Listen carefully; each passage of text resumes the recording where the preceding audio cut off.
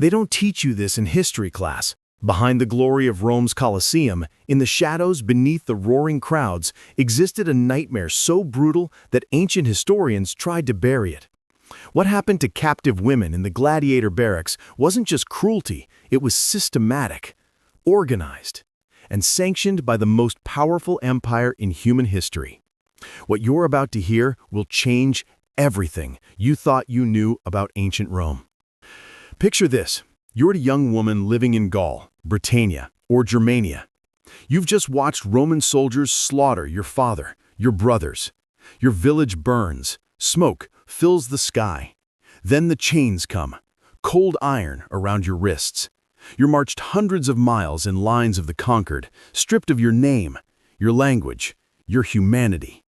When you finally reach Rome, you expect to be sold as a house servant, maybe a field worker.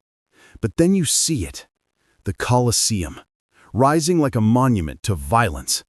And you're dragged underground, into the tunnels beneath it, into the ludus, the gladiator barracks. This is where your real nightmare begins. Because in Rome, captive women weren't just slaves.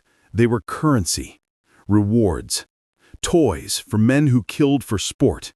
And the empire didn't just allow it, they designed the entire system around it. Let me take you inside the ludus. These weren't just training facilities, they were prisons. Fortified compounds where gladiators lived between fights, preparing to die for the entertainment of 70,000 screaming Romans. Archaeological digs in Pompeii and other sites have uncovered the layout of these places. Tiny cells, cramped corridors, chains embedded in stone walls, and separate quarters locked away from the main barracks where captive women were kept. Historians found skeletal remains there, women's bones, some with fractures, evidence of malnutrition, signs of repeated trauma. These women had no names in the records, no identities. They were listed in ledgers as property, described only by age, appearance, and origin. A woman from Thrace, a girl from Egypt, a captive from Judea. Their purpose was singular and horrifying. They existed to serve the gladiators, to be used as the lanista, the gladiator trainer, saw fit. And Roman law gave them zero protection. Now here's where it gets even darker. Gladiators were seen as both celebrities and outcasts. They were famous, yes, idolized by the mob, women in the upper classes fantasized about them, but they were also considered infamia, social outcasts, disgraced, stripped of legal rights. And if gladiators had no rights, imagine the women forced to serve them. They had less than nothing. These captive women became what Romans coldly referred to as comfort for the fighters.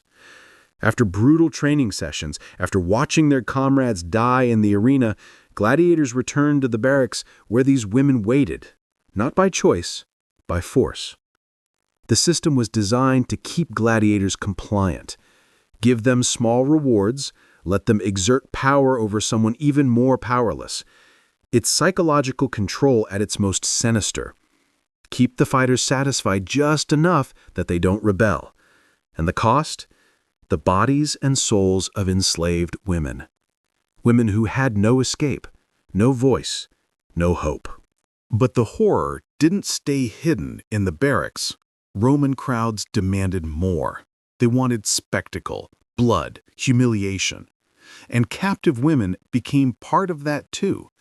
Between gladiator fights, during the midday intermissions when the main events paused, the Colosseum hosted executions.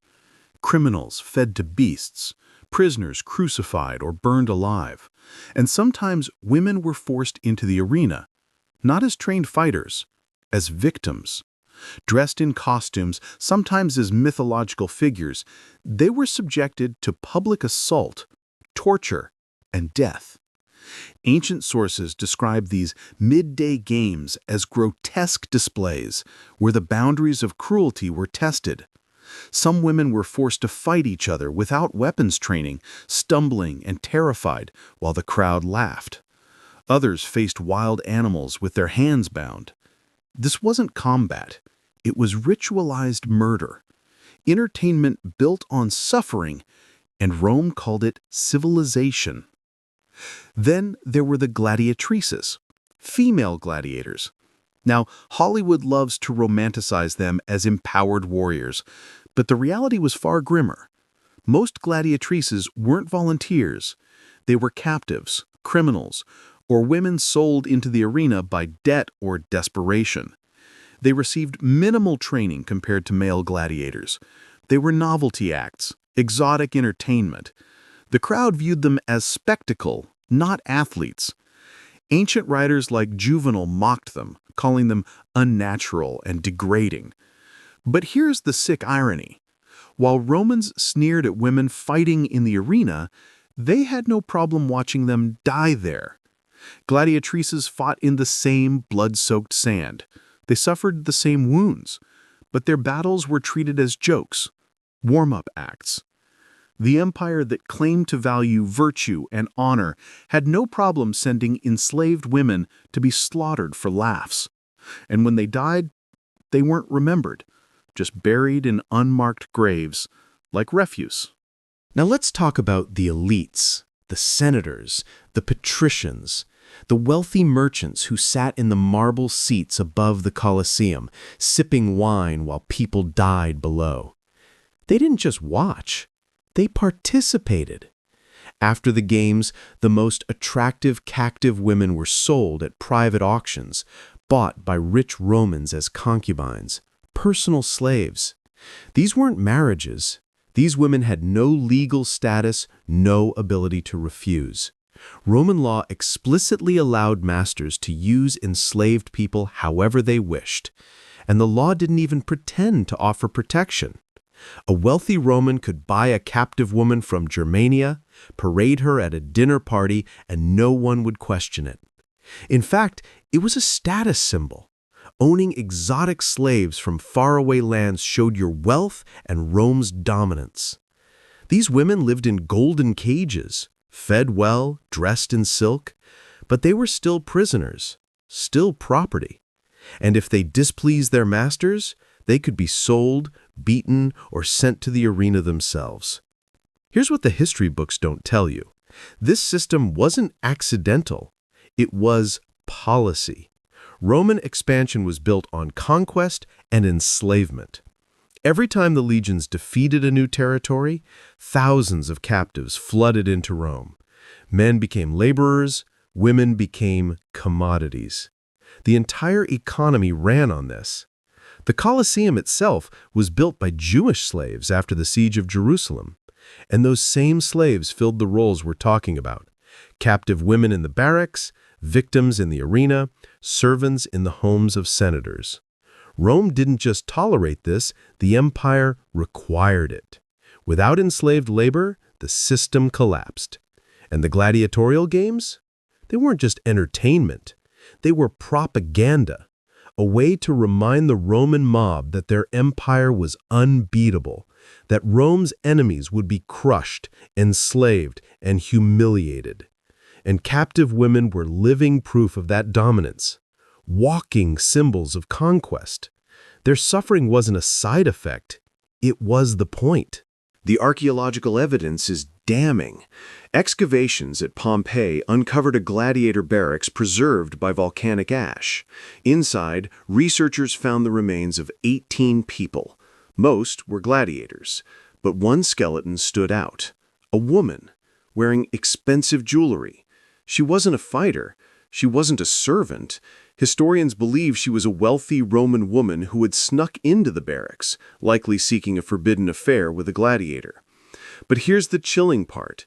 In the same compound, they found evidence of other women, not wealthy, not wearing jewelry, chained in small rooms. Their bones showed signs of malnutrition and healed fractures. These were the captives, the forgotten. While one privileged woman played at danger, others lived in hell. And when Vesuvius erupted, it froze that reality in time. The empire's cruelty, preserved in ash, a snapshot of a system that destroyed millions of lives. And Rome wasn't unique. This pattern repeated across history. Powerful civilizations built on the backs of the powerless, and women, especially captive women, paid the highest price. So why does this matter now? Because we're taught to admire Rome, the architecture, the roads, the law. We watch movies that glorify gladiators as heroes. We visit the Colosseum as tourists, taking selfies where people were tortured. But we don't talk about this, the systemic brutality, the industrial-scale exploitation, the way an entire society normalized horror.